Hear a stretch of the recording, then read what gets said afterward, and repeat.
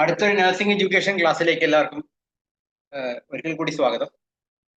Special words or expressions used for a profession or a group which are difficult for others to understand is known as what? ഇതിന്റെ answer എന്തായിരിക്കും? Option A equivocal term, option B jargon, option C technical term, option D modern language.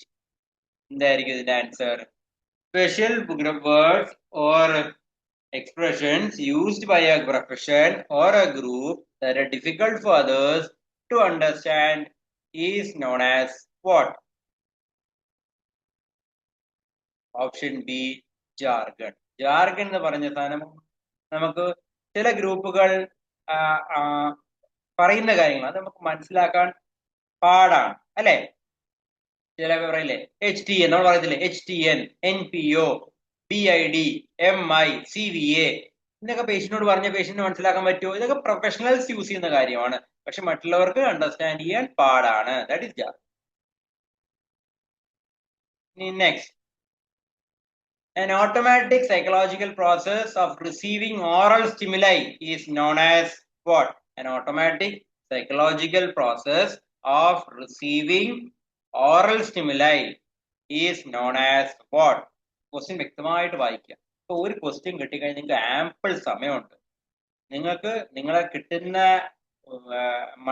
ഇത് ഒരു question spend ചെയ്യേണ്ട എത്ര minute ആണോ ആ minute വ്യക്തമായിട്ട് ഒരു 10 സെക്കൻഡോ 20 സെക്കൻഡോ നിങ്ങൾ പൂർണ്ണമായിട്ട് ക്വസ്റ്റ്യൻ വ്യക്തമായിട്ട് വായിക്കുക. കൺഫ്യൂസിങ്, കാരണം നമ്മൾ ഒരുപാട് പാനിക്കിലൊക്കെ പോകും അല്ലേ. അപ്പൊ നമുക്ക് എന്താ പറയാ, നമ്മൾ പെട്ടെന്ന് ചാടിക്കറി ആൻസർ ചെയ്യരുത്. Just wait, have a patience, then you go to the answer.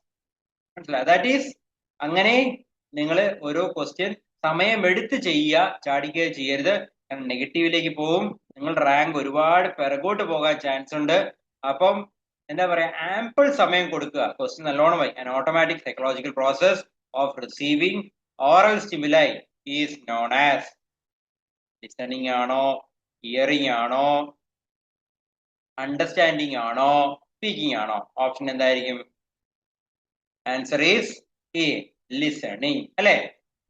That is answer. അപ്പൊ എന്തായാലും ഹിയറിംഗ് വരൂല, അണ്ടർസ്റ്റാൻഡിങ് വരൂല, സ്പീക്കിങ്ങും അണ്ടർസ്റ്റാൻഡിങ്ങും വരത്തില്ല. ഇത് ഓട്ടോമാറ്റിക് സൈക്കോളജിക്കൽ പ്രോസസ്. ഒരാൾ പറയുന്നു, ഹിയറിംഗ് എന്ന് പറയുന്നത് നമുക്ക് നിർബന്ധിച്ച് നമുക്ക് കേൾപ്പിക്കാം. ഇതെന്ന് പറഞ്ഞാൽ നമ്മൾക്ക് ഓട്ടോമാറ്റിക് സൈക്കോളജിക്കൽ പ്രോസസ്. സംസാരിക്കുമ്പോൾ നമ്മൾ ശ്രവിക്കുന്നത് ഓട്ടോമാറ്റിക് സൈക്കോളജിക്കൽ പ്രോസസ് ആണ്.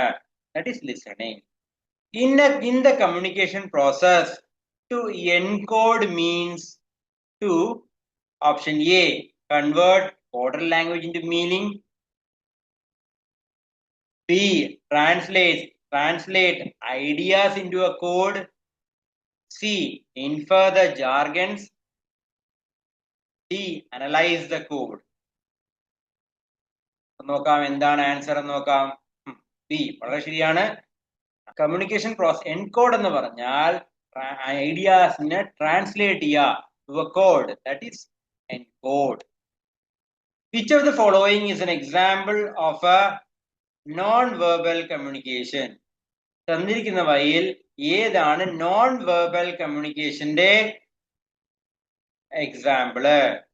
Option A vernacular language, option B smile, option C jargon, option D slang. തന്നിരിക്കുന്ന വഴിയിൽ which is an example of a non-verbal communication. Non-verbal communicationന്റെ എക്സാമ്പിൾ എന്താണ്? എല്ലാവർക്കും അറിയാം അല്ലെ. Smile, vernacular language. Smile is an example of a non-verbal communication. The one who receives the message is known as. The one who receives the message is known as.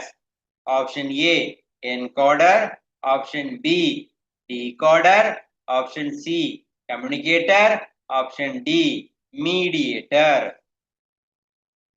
നോക്കാം. decoder അല്ലെ.